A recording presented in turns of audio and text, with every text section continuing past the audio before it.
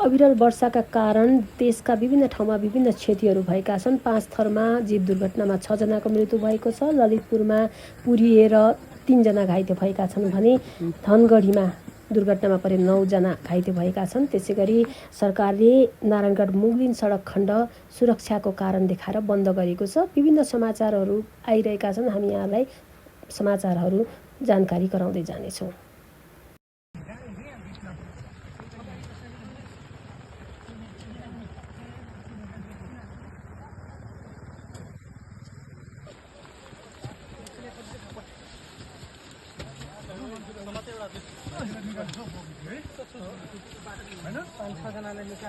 पल्टिसक्यो त्यो